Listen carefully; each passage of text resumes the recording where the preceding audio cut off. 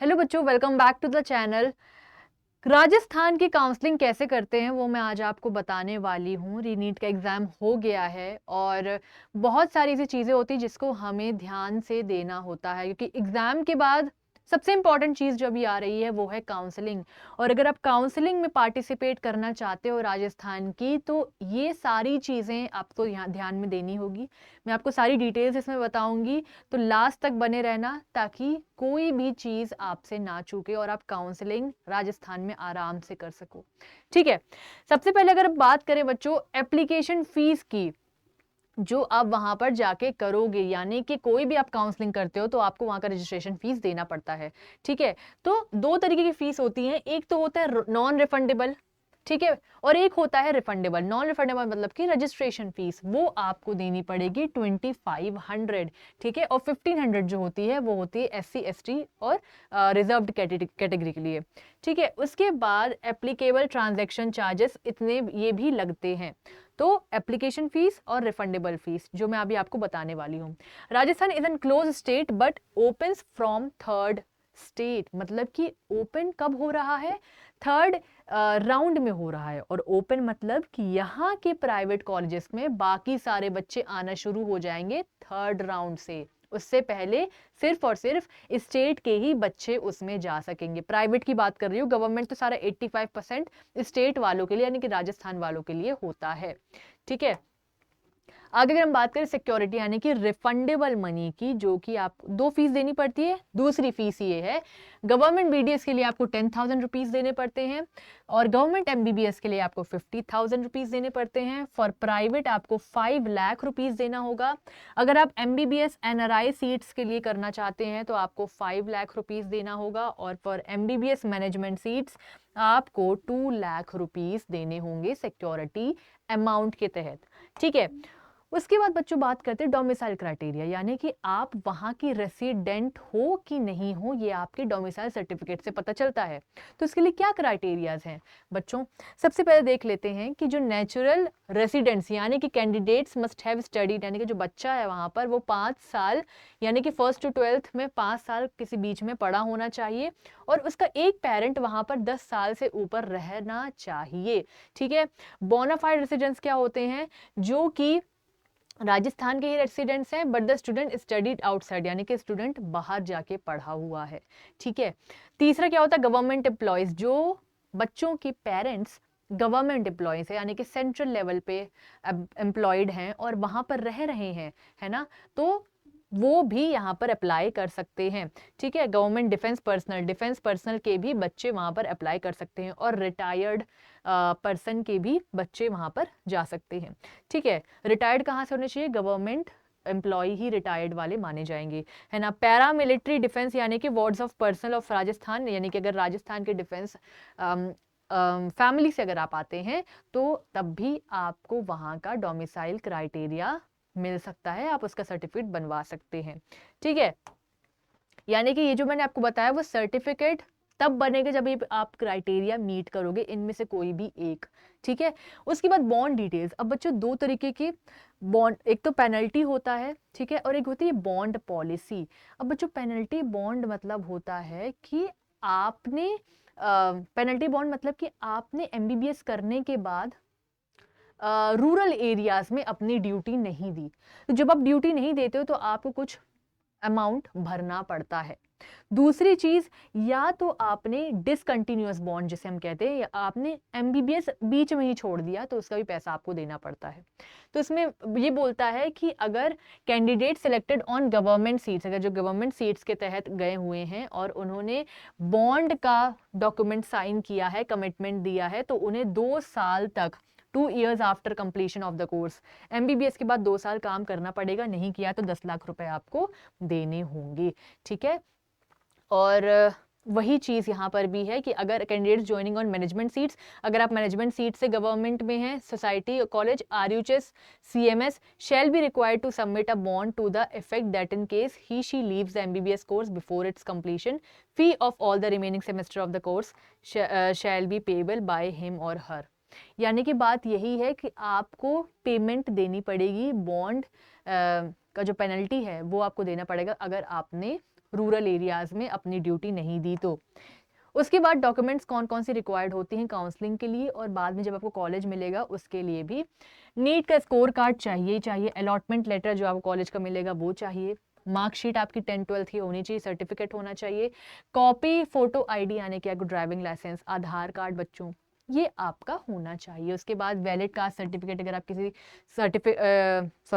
किसी रिजर्वेशन से यानी कि SC ST OBC EWS किसी से हैं तो उसका सर्टिफिकेट सब कैटेगरी सर्टिफिकेट होना चाहिए।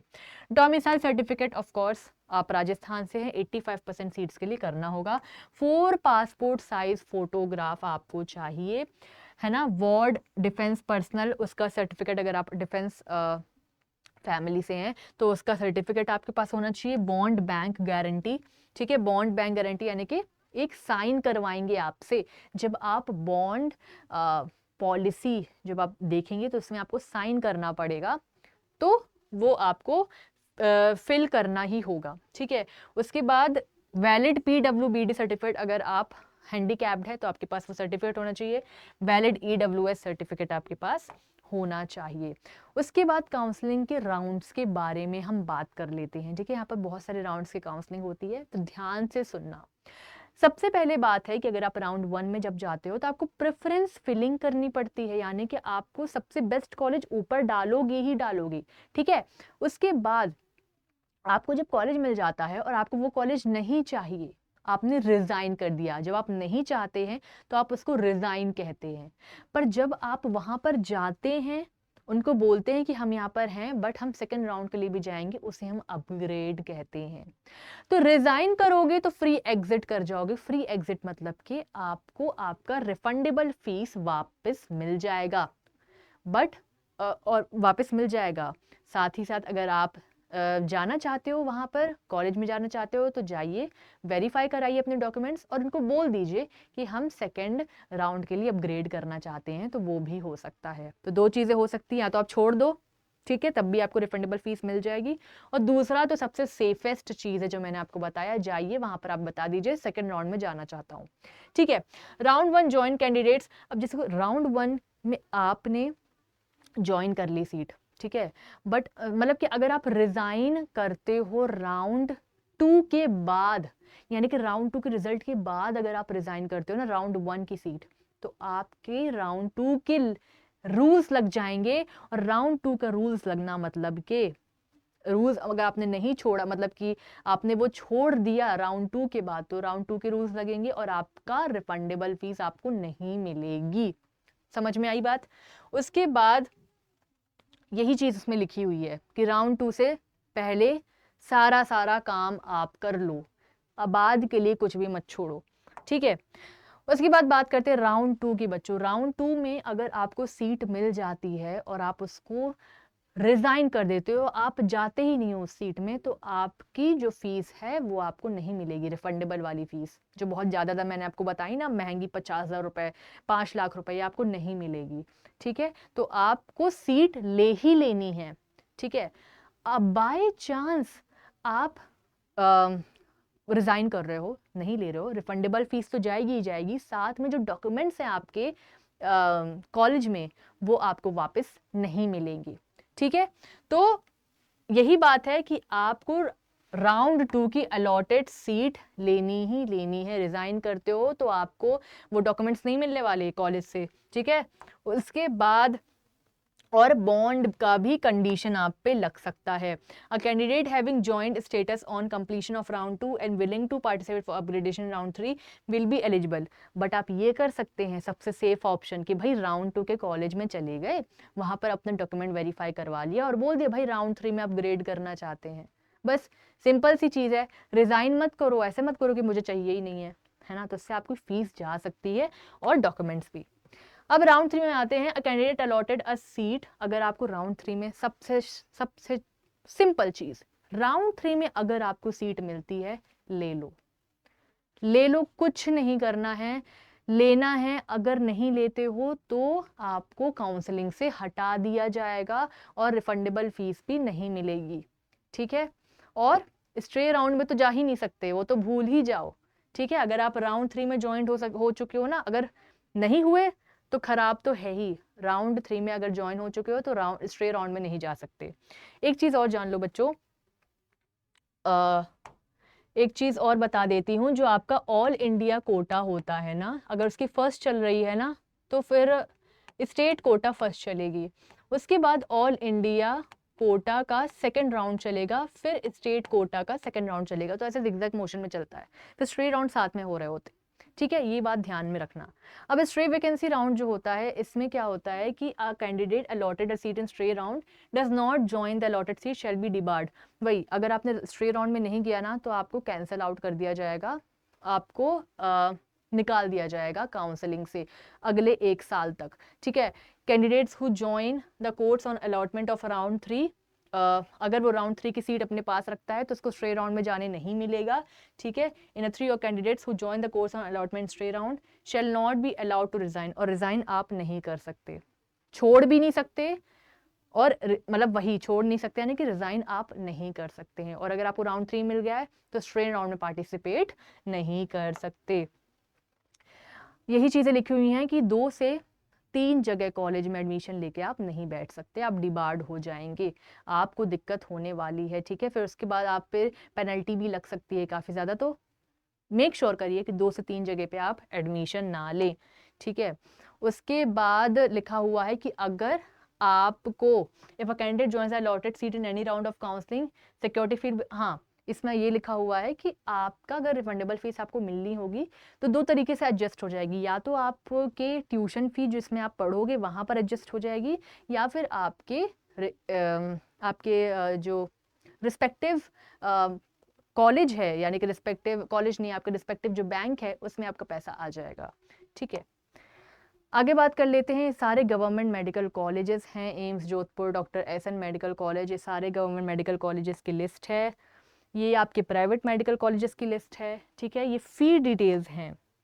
अब अगर आपको इसके बाद जो फी डिटेल्स है बच्चों, वो आपको बैच में सारी की सारी आपको वहाँ मिल जाएगी, क्योंकि फ़ी डिटेल्स में बहुत ज़्यादा दिक्कत होती है और बहुत सारे जो अलग अलग वेबसाइट्स हैं वो आपको गलत इन्फॉर्मेशन दे सकते हैं। तो अगर आपको ऑथेंटिक इन्फॉर्मेशन चाहिए फ़ीस के रिगार्डिंग तो आप हमारे बैच में जुड़ सकते हो। बैच हमारा आपको डिस्क्रिप्शन बॉक्स या फिर कमेंट सेक्शन में मिल जाएगा, 1 काउंसलिंग 1 प्रो काउंसलिंग नाम से। ठीक है, तो हमारे बैच में बहुत सारी चीज़ें, प्रिडिक्टर टूल भी है, तो अगर आपको वो भी चाहिए तो आप ले सकते हैं। और सबसे इंपॉर्टेंट चीज़ है भाई, कोई भी क्वेश्चन हो ना, कोई भी क्वेरी हो तो आपको गूगल फॉर्म दिया है, उसमें आप जाकर लिख दो कि भाई मुझे ये प्रॉब्लम है। ठीक है, मेरे नंबर इतने आ रहे हैं तो मुझे कौन सा कॉलेज मिलेगा। बहुत तरीके की जो फीस होती है, मैनेजमेंट फीस होती है, गवर्नमेंट कोटा की फीस होती है, प्राइवेट कोटा की फीस होती है गवर्नमेंट कॉलेजेस में। तो अगर आपको ये सब चीज़ जाननी है तो आप हमारे बैच से जुड़ सकते हो। ठीक है, ये सारी कोटा की सीट्स जो हैं उसकी फ़ीस सब दी हुई है हमारे बैच के अंदर, तो आप हमसे कनेक्ट कर सकते हैं। साथ ही साथ आपको अगर रिजर्वेशन जानना है तो कितना होता है, एससी का होता है बच्चों 16%, एसटी का 12%। ठीक है, उसके बाद एसटी का 5%, ओबीसी का 21%, एमबीसी एनसीएल का ओबीसी एनसीएल का 5%, ईडब्ल्यूएस का 10%, फीमेल कैंडिडेट्स 25% होता है, डिफेंस का 1% और फिजिकल चैलेंज का 5% हमारा रिजर्वेशन आपको कॉलेजेस में देखने को मिलेगा। ठीक है, उसके बाद एनआरआई के कौन से डॉक्यूमेंट्स आपको चाहिए वो भी आपको बैच में ही मिल जाएंगे, और सारी की सारी कैटेगरी की डिटेल्स आपको बैच में मिल जाएगी। ये जो आप पीछे देख रहे हो वो टेस्टिमोनियल से, यानी कि पिछले साल हमने 8 लाख बच्चों को उनके बेस्ट कॉलेज तक पहुंचाया है। तो अगर आप भी चाहते हो बच्चों कि हम आपके साथ लगकर सपोर्ट करें तो आपको स्क्रीन में नंबर दिख रहा होगा, उसमें भी आप अपनी क्वेरी पूछ सकते हो और गूगल फॉर्म पे भी अपनी क्वेरी पूछ सकते हो। ये जो आपको 1 प्रो काउंसलिंग दिख रहा है वो है बच्चों 4999 का। इसमें आपको काउंसलिंग पूरा पोर्टल मिल जाएगा जिसमें प्रिडिक्टर रैंक रहेगी, है ना। आप वो सारी इंफॉर्मेशन उसमें मिल जाएगी बच्चों, सारी की सारी इंफॉर्मेशन आपको जो भी चाहिए काउंसलिंग से रिलेटेड।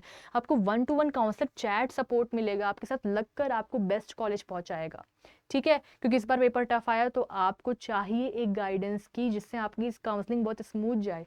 तो आप हमसे जुड़ सकते हैं 4999 में, और जूम सेशंस आपके साथ लगेंगे, है ना। एप्लीकेशन आपकी ईजी हो जाएगी, एप्लीकेशन फिलिंग, डॉक्यूमेंटेशन आपकी ईजी हो जाएगी। ये आपका 2999 का बैच है, सबसे कॉस्ट इफेक्टिव बैच मैं आपको बता रही हूँ यहाँ पर पूरे उसमें। एंड इसमें बस इतना है कि आपको 1-to-1 काउंसलर सपोर्ट नहीं मिल रहा है बच्चों, ठीक है। तो अगर आपको चाहिए कि हम आपके साथ लगें तो आप इस नंबर पे अपनी क्वेरी भेज सकते हो और गूगल फॉर्म में भी अपना क्वेरी लिख सकते हो, ठीक है। ऐसी मोर इन्फॉर्मेशन के लिए, वीडियोस के लिए चैनल के साथ बने रहे, फॉलो एंड सब्सक्राइब कर दें। Thank you so much.